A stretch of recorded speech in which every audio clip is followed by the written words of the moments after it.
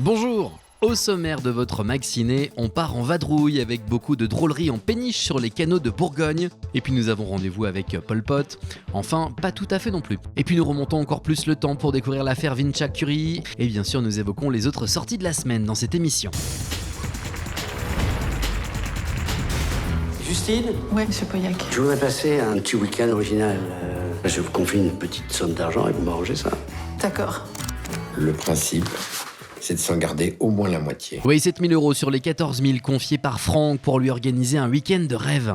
Il faut que lui organise un week-end de rêve. On va tous se refaire. Jocelyn, capitaine, Albin, commercial. Personne ne se connaît. On dirait qu'on prépare un hold-up. Mais oui, mais c'est ça, c'est exactement ça. Et l'idée va être d'utiliser pour la petite bande un certain nombre de stratagèmes pour obtenir plus. Il faut rester élégant, raffiné. C'est mon poste en jeu, donc il faut que tout soit de très très grande qualité. Oh, les croûtes. La petite vache, je l'adore. 3000. Ah, elle a raison, faut le faire cracher. La petite vadrouille est la nouvelle idée cinématographique excessivement drôle de Bruno Podalides. Je me suis dit, si cette petite croisière réunit tous ces gens qui sont mal dans leur vie, en précarité, endettés, et si c'est le triomphe de la ruse, moi j'aime les films d'arnaque collective comme ça, je pense toujours à Lady for Dead, Capra, où tous les gangsters se déguisent en majordome pour essayer de faire croire comme ça au grand luxe. C'est un ressort de comédie que j'aime beaucoup, donc là je me suis dit tiens, cette comédie généralisée comme ça où tout le monde se déguise, ça va être bien. Ouais. Je vais pas faire le même mec à chaque écluse quand même. Tu te déguiseras. Je pratique toujours ce genre de voyage que j'aime beaucoup. On avance très lentement, on va d'écluse en écluse, mais du coup on profite beaucoup mieux du paysage qu'en TGV, ouais, c'est sûr. Chacun respecte son engagement. Le film est un mélange en fait de poésie des yeux et de comédie de l'âme, parce que ça fuse. C'est vrai que moi je suis dans une urgence de tout réussir sur ce bateau. Denis, qui joue mon mari, jongle avec toutes les situations. Enfin, on est tous affairés à ce que ça se passe bien, ça va à 2000 à l'heure, alors que le bateau, lui, va pas à plus de 9 à l'heure. Donc il y a cette contradiction qui apporte beaucoup de drôlerie aussi, parce que le truc va à 2 à l'heure, alors que nous, on est dans tous les sens, quoi. Et l'on retrouve Daniel Auteuil dans un rôle très très drôle. J'aime bien ce personnage parce que, si vous voulez, il est naïf, il est candide, c'est un homme amoureux. Et un homme amoureux, forcément, développe toutes sortes d'ingéniosité pour conquérir la femme qu'il convoite. Et lui, il est très maladroit et ça crée des situations très drôles. C'est vrai que c'est un beau personnage. Je l'aime bien parce c'est un gentil. C'est un gentil. Avec ce vin à midi qui était de la super piquette. J'ai toujours pensé que Daniel avait une fibre comique inaltérable. Daniel, il a un don de la comédie incroyable, quoi. Mais il peut être aussi l'acteur émouvant qu'on a tellement connu dans Les Sautets, dans Les Téchinés, dans tout ça. Donc c'est vraiment un acteur avec qui il est bon de jouer sur tous les registres. Très drôle, à la fois bucolique et poétique, cette petite vadrouille où chaque comédien à sa place nous emporte totalement dans sa magie tout au long de ce trajet et des pérégrinations de la péniche sur les superbes canaux de Bourgogne. Merci derrière toutes. Mais pourquoi vous gueulez ça puisque c'est vous qui manœuvrez le moteur ?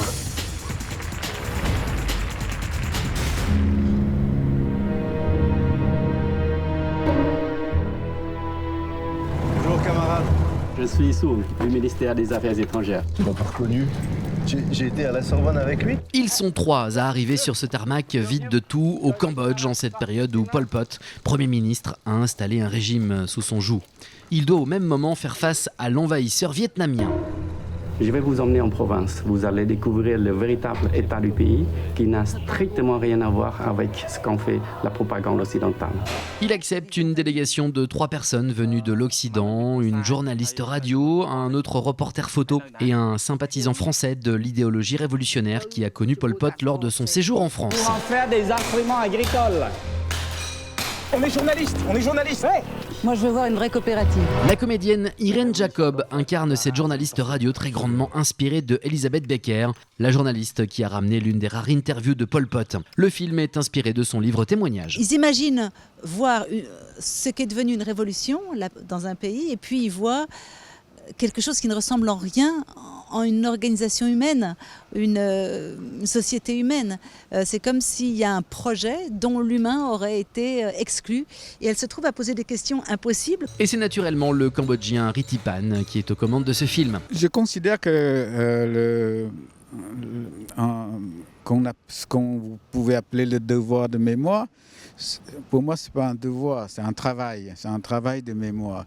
Et dès qu'il s'agit d'un travail, ce n'est pas un film, c'est des choses qu'on doit faire étape par étape,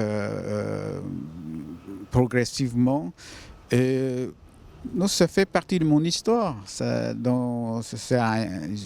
Je peux aller jusqu'au bout du monde. Et je ne peux pas échapper de cette histoire-là. Beaucoup de réfugiés affirment que les intellectuels ont été tués. C'est vrai qu'il leur a fallu beaucoup d'années, même après le retour d'Elisabeth Becker et après l'invasion du Vietnam, pour qu'on puisse envisager ce qui s'est passé, pour qu'on accepte d'imaginer l'inacceptable. Et l'inacceptable, c'est une purge. Ce sont des assassinats de tous ceux qui n'étaient pas dociles au régime totalitaire, cambodgien ou pas. Attendez, on va pas se laisser balader comme les touristes. Je ne suis pas un ami du parti. La chance incroyable de pouvoir visiter ce pays à un moment crucial de son histoire. Cette journaliste, Elisabeth Tanner, a été l'une des rares à transmettre au monde le témoignage de ce qui se passait dans ce pays. Elle a un but, et ça, Elisabeth Becker était très ferme. Si tu as la possibilité d'avoir un interview avec Pol Pot, tu es un journaliste, tu le prends. Et ça, tu vas rien lâcher pour ça, parce qu'elle est venue pour ça. C'est quelque chose de... Et d'ailleurs, elle est connue aussi pour beaucoup de gens, la journaliste qui a interviewé Pol Pot. Et c'est vrai qu'elle sait, à certains moments, faire comme si elle n'avait pas compris, juste parce qu'elle veut... avoir un entretien. Alors qu'un autre va réagir, c'est vrai comme disait Riti, quand on voit l'horreur, on peut mourir. Pourquoi vous mentez? Qu'est-ce que vous avez fait de Paul? Vous n'avez rien compris à notre révolution. Témoignage fictionné pour les besoins de relater l'histoire avec un grand H. Rendez-vous avec Pol Pot nous replonge dans un des moments les plus sombres du Cambodge avec force et émotion. Ceux qui pourront être réformés le seront. Les autres seront éliminés.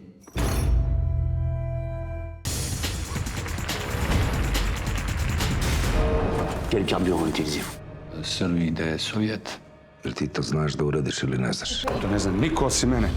Ако не успеш, скидвам те с проекта. Savait-on ce qu'il faisait dans ce réacteur? Nous sommes en 1958, en pleine guerre froide. L'ex-Yougoslavie, pays du bloc de l'Est, pour autant neutre, avait la prétention de se doter de l'arme nucléaire au sein de l'Institut des sciences nucléaires de Vinča. Mais un accident sur le site fait tout basculer le 15 octobre 1958. 5 d'entre eux survivent à l'irradiation et se retrouvent à Paris pour tenter d'être soignés. Sauf qu'à l'époque, ce mal est méconnu. Ils ont été exposés à des radiations il y a 48 heures.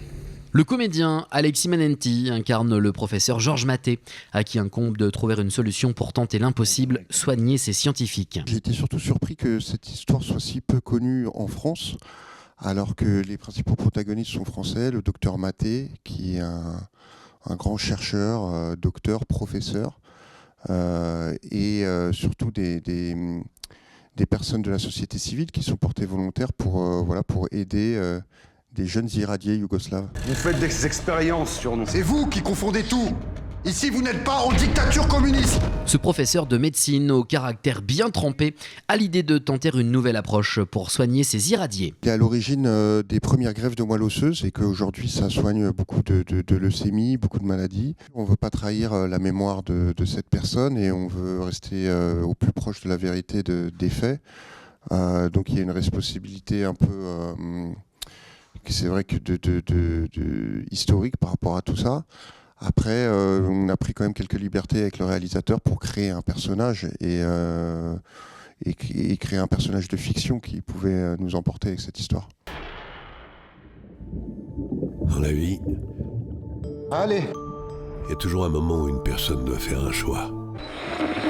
Je suis venu pour donner mon sang pour les petits Hugo. On va pouvoir vous aider ici.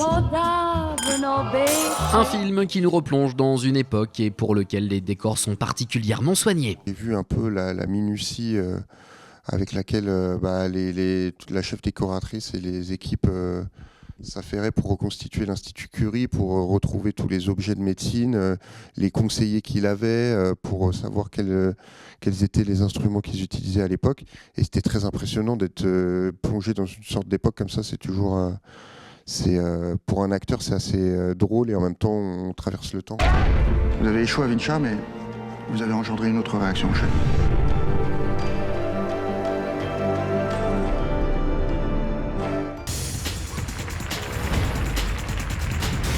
Franchement, on n'est pas des délinquants. J'ai même une fille, je suis halluciné. C'est quoi ce bordel? Le tournage du clip tourne mal. Mathieu, jeune acteur ambitieux, terriblement naïf et maladroit, se retrouve embarqué dans une garde à vue pour trafic de stupéfiants. Lui qui est à 1000 lieues des codes. C'est drôle, très drôle même. Super flic. Nous avons la preuve que l'ancien officier de la police de Miami, le capitaine Conrad Howard, a travaillé pour des cartels de la drogue pendant des années. Martin Lawrence et Will Smith réendossent le costume de super flic à Miami pour le retour sur grand écran avec Ride or Die de la saga d'action survitaminée Bad Boys. Les Bad Boys sont là. C'était pas un rêve. C'est le tunnel d'Urashima. Adapté du manga, Tunnel to Summer nous mène au pays du soleil levant aux côtés de Kaoru, qui entend traverser un mystérieux tunnel au pouvoir d'exaucer les vœux, mais avec contrepartie de prendre un temps de vie important en échange. Stéphane, je te présenter Ariane, ça va être la coordo pour les Guatémaltèques. Nous partons au Canada avec Dissidente, une traductrice employée pour faire le lien entre employeurs et ouvriers guatémaltèques, voit de ses yeux l'exploitation qui est faite de ces derniers et va prendre part dans un conflit. C'est toujours dans les salles, ce fainéant qui se conjugue au pluriel et au féminin, signé Karim Dridi, qui nous emmène sur les routes aux côtés de Nina et Jules, expulsés de leur squat avec pour objectif de faire la fête, et qui vont enchaîner les rencontres avec émotion à la clé. Je redéroule le fil.